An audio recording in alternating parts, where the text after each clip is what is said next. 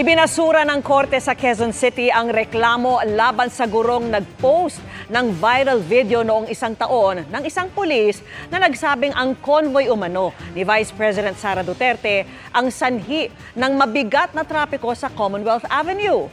Itinanggi ito noon ng Office of the Vice President at nagsampa ng reklamo si Executive Master Sergeant Verdo Pantoliano. Pero sa desisyon ng Quezon City Regional Trial Court, Branch 104, sinabi nitong bagamat pinaparusahan ang sinumang maglalathala ng peking balita na maglalagay sa panganib sa publiko, hindi raw naipakita na ang post ay inilathala bilang balita.